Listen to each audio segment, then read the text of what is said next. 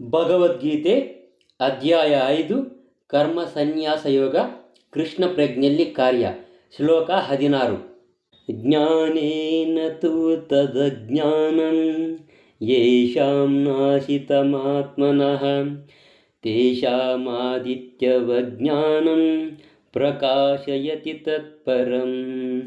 ಅನುವಾದ: ಅಜ್ಞಾನವನ್ನು ನಾಶ ಮಾಡುವ ಜ್ಞಾನದ ಬೆಳಕನ್ನು ಮನುಷ್ಯನು ಪಡೆದುಕೊಂಡಾಗ ಹಗಲು ಹೊತ್ತಿನಲ್ಲಿ ಸೂರ್ಯನು ಎಲ್ಲದರ ಮೇಲೂ ಬೆಳಕು ಹರಿಸುವಂತೆ ಅವನ ಜ್ಞಾನವು ಕೂಡ ಎಲ್ಲವನ್ನೂ ಪ್ರಕಾಶಗೊಳಿಸುತ್ತದೆ. ಇದರ ಭಾವಾರ್ಥ: ಕೃಷ್ಣನನ್ನು ಮರೆತವರು ಖಚಿತವಾಗಿ ದಿಗ್ಭ್ರಮೆಗೆ ಒಳಗಾಗಲೇಬೇಕು. ಆದರೆ ಕೃಷ್ಣ ಪ್ರಜ್ಞೆಯಲ್ಲಿರುವವರಿಗೆ ದಿಗ್ಭ್ರಮೆಯೇ ಇರೋದಿಲ್ಲ. ಭಗವದ್ಗೀತೆಯಲ್ಲಿ ಸರ್ವ ಜ್ಞಾನ ಪ್ಲವೇನ ಜ್ಞಾನಾಗಿ ಸರ್ವಕರ್ಮಾಣಿ ನಹಿ ಜ್ಞಾನೇನ ಸದೃಶಂ ಎಂದು ಹೇಳಿದೆ. ಜ್ಞಾನಕ್ಕೆ ಯಾವಾಗಲೂ ಬಹು ಗೌರವ ಇರುತ್ತೆ. ಆ ಜ್ಞಾನ ಯಾವುದು? ಕೃಷ್ಣನಿಗೆ ಶರಣಾದಾಗ ಪರಿಪೂರ್ಣ ಜ್ಞಾನವು ಲಭಿಸುತ್ತದೆ. ಭಗವದ್ಗೀತೆಯ 7ನೇ ಅಧ್ಯಾಯದ 19ನೇ ಶ್ಲೋಕದಲ್ಲಿ ಹೇಳಿರುವಂತೆ, ಬಹೂನಾಂ ಜನ್ಮನಾಂ ಅಂತೆ ಜ್ಞಾನವಾನ್ನಾಂ ಪ್ರಪದ್ಯತೆ. ಅನೇಕಾನೇಕ ಜನ್ಮಗಳು ಕಳೆದ ನಂತರ ಮನುಷ್ಯನ ಪರಿಪೂರ್ಣ ಜ್ಞಾನದಲ್ಲಿ ಕೃಷ್ಣನಿಗೆ ಶರಣಾಗತನಾದಾಗ ಅಥವಾ ಕೃಷ್ಣ ಪ್ರಜ್ಞೆಯನ್ನು ಗಳಿಸಿದಾಗ ಸೂರ್ಯನು ಹಗಲಲ್ಲಿ ಎಲ್ಲವನ್ನೂ ತೋರಿಸಿಕೊಡುವಂತೆ ಅವನಿಗೆ ಎಲ್ಲ ತೆರೆದಿಟ್ಟಂತಾಗುತ್ತದೆ. ಜೀವಿಯು ಹಲವಾರು ರೀತಿಗಳಲ್ಲಿ ದಿಗ್ಭ್ರಮೆಗೆ ಹೊಂದುತ್ತಾನೆ. ಉದಾಹರಣೆಗೆ, ಅವಿನಯದಿಂದ ಆತನು ತಾನೇ ದೇವರು ಎಂದುಕೊಂಡಾಗ ಅವನು ಅಜ್ಞಾನದ ಕಟ್ಟಕಡೆಯ ಬಲೆಗೆ ಬೀಳುತ್ತಾನೆ. ಜೀವಿಯು ಒಬ್ಬನು ದೇವರಾದರೆ ಅವನು ಅಜ್ಞಾನದಿಂದ ದಿಗ್ಭ್ರಮೆಗೊಳ್ಳುವುದು ಹೇಗೆ? ಅಜ್ಞಾನದಿಂದ ದೇವರು ದಿಗ್ಭ್ರಮೆಗೊಳ್ಳುವವನೇ? ಹಾಗಿದ್ದರೆ ಅಜ್ಞಾನ ಅಥವಾ ಸೈತಾನ ದೇವರಿಗಿಂತ ದೊಡ್ಡವನೆಂದಾಯಿತು.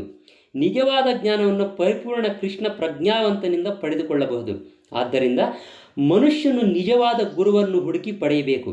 ಅವನಿಗೆ ಕೃಷ್ಣ ಪ್ರಜ್ಞೆ ಎಂದರೇನು ಎಂದು ಕಲಿಯಬೇಕು. ಏಕೆಂದರೆ ಸೂರ್ಯನು ಕತ್ತಲನ್ನೆಲ್ಲ ದೂರ ಮಾಡುವಂತೆ ಕೃಷ್ಣ ಪ್ರಜ್ಞೆಯು ಎಲ್ಲ ಅಜ್ಞಾನವನ್ನು ಕೂಡ ದೂರ ಮಾಡುತ್ತದೆ. ತಾನು ಈ ದೇಹವಲ್ಲ, ದೇಹವನ್ನು ಮೀರಿದವನು ಎಂದು ಸಂಪೂರ್ಣವಾಗಿ ತಿಳಿದವನು ಕೂಡ ಆತ್ಮಕ್ಕೂ ಪರಮಾತ್ಮನಿಗೂ ಇರುವ ವ್ಯತ್ಯಾಸವನ್ನು ಅರ್ಥ ಮಾಡಿಕೊಳ್ಳದೆ ಹೋಗಬಹುದು.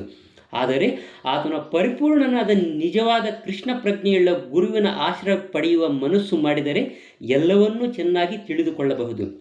ಭಗವಂತನ ಪ್ರತಿನಿಧಿಯನ್ನು ಭೇಟಿಯಾದಾಗ ಮಾತ್ರ ಭಗವಂತನನ್ನು ಭಗವಂತನ ಒಡನೆ ತನ್ನ ಸಂಬಂಧವನ್ನು ತಿಳಿಯಲು ಸಾಧ್ಯವಾಗುತ್ತದೆ.